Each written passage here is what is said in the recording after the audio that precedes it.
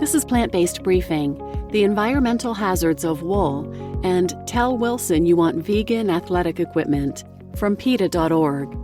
And I'm your host, Marian Erickson, and this is the curated content plant-based podcast, where I find and narrate with permission a variety of articles on plant-based and vegan living.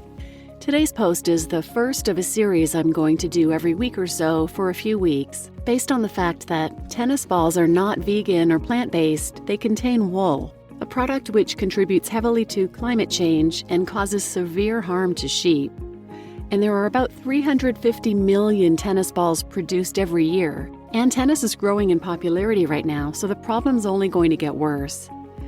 And as you know, consumers are looking for more plant-based products right now. According to the Plant-Based Products Council, 60% of American adults are interested in purchasing plant-based products, but only 20% have strong familiarity with them.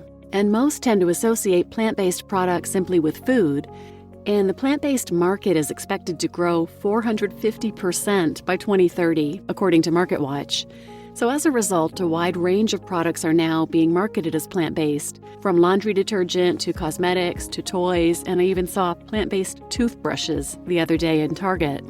So it's not a stretch for tennis ball companies to get in on the plant-based marketing trend. Danny Rosenthal is the founder of Sheeps.Tennis. You can find his website at Sheeps.Tennis. He had tennis balls lab tested and found that 3 versions are accidentally or unintentionally plant-based. We use the terms accidentally or unintentionally plant-based because the companies don't market them that way. In fact, I reached out to Wilson, and they said, and I quote, "All of our tennis balls are an all-wool blend." So they're touting the wool as being a positive thing right now.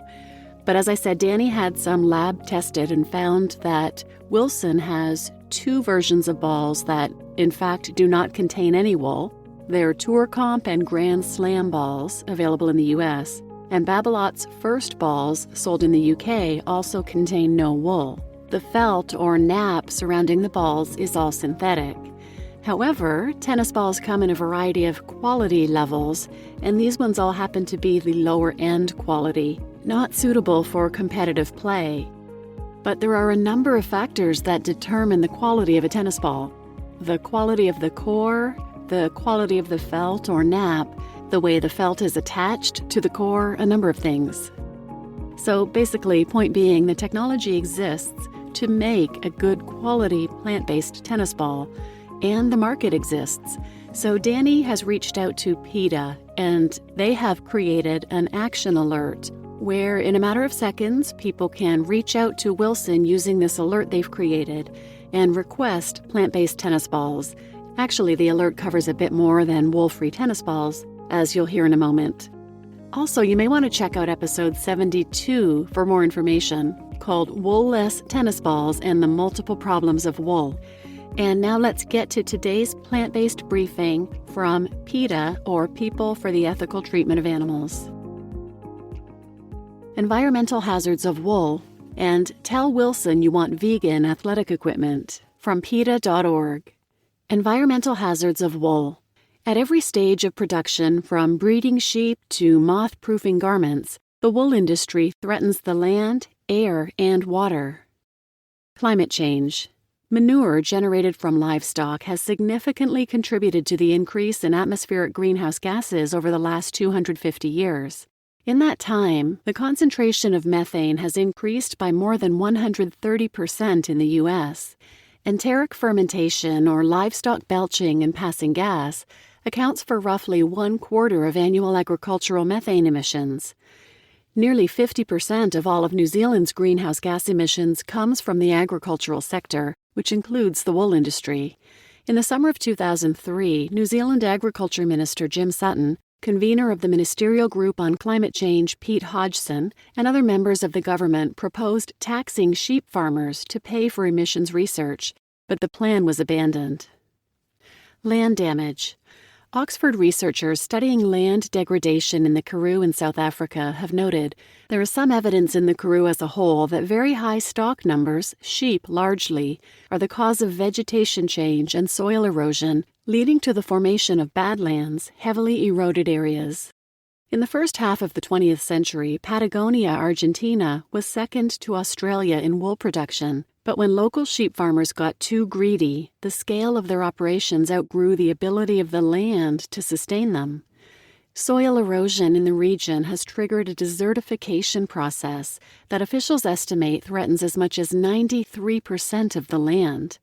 Argentina is no longer a major wool producer. Water pollution. Fecal matter contaminates waterways in areas where sheep are farmed. A case study conducted by the New Zealand government on 2 medium-sized farms found fecal contamination in the water that exceeded levels suitable for drinking and safe recreational use in virtually every reading since 1994, and in recent times has well exceeded safe livestock drinking levels. Sheepdip, which is a toxic chemical used to rid sheep of parasites, presents disposal problems and can harm the environment. A Scottish study of 795 sheepdip facilities found that 40% presented a pollution risk. The study found evidence of a 1995 incident in which a cupful of spent dip full of a highly toxic synthetic called pyrethroid cypermethrin killed 1,200 fish downstream from where it was dumped into a river. Wildlife scapegoats. The wool industry also inflicts collateral damage on wildlife they consider to be pests. Many landowners consider kangaroos to be such pests, and though there are some laws governing the killing of kangaroos on their own property, landowners can do whatever they want to these animals without fear of repercussions. The preferred method of killing joeys whose mothers have been slaughtered is, according to government code, decapitation or a blow to destroy the brain. In the U.S., coyotes are vilified for eating sheep and other livestock, and as a result, millions are slaughtered every year by ranchers and the federal government. By purchasing only wool alternatives, not only are you taking a stand for animals, you're also helping to preserve natural ecosystems throughout the world. Tell Wilson you want vegan athletic equipment. Consumers don't want their sports equipment to be produced in a way that causes animals to suffer and negatively affects the environment. And if the James Cameron documentary The Game Changers taught us anything, it's that athletes of all types are going vegan to up their game and to be kinder to animals, the planet, and their bodies. So why aren't athletic equipment companies keeping up? It's time for sporting goods manufacturers to change their game too. The Wilson Sporting Goods Company reports that it's the #1 equipment brand across more sports than any other brand.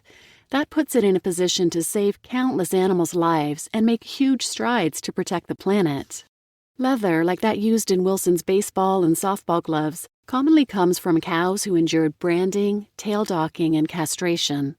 Some animals are skinned while they're still conscious.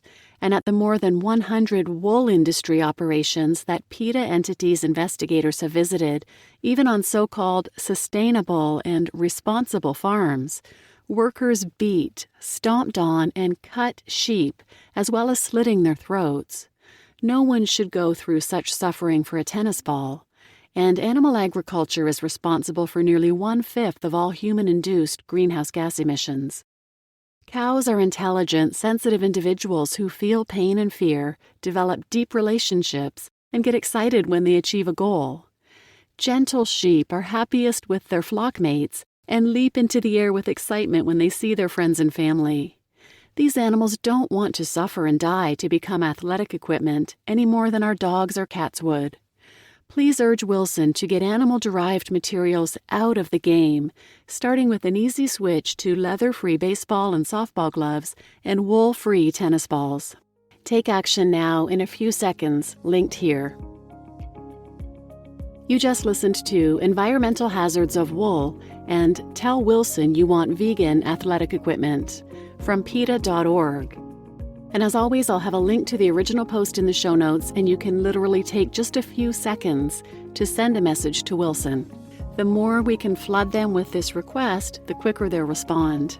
I also have a link to the action alert on my website, plantbasedbriefing.com, and you can just select Plant-Based Tennis from the menu. Whether you play tennis or not, remember there are 350 million tennis balls produced every year, and tennis is growing in popularity. So please share this with anyone you think might take the few seconds to ask Wilson to make plant-based tennis balls. Better, obviously, for the animals and better for the environment. I'm your host, Marian Erickson, and this is Plant-Based Briefing. Thanks for listening.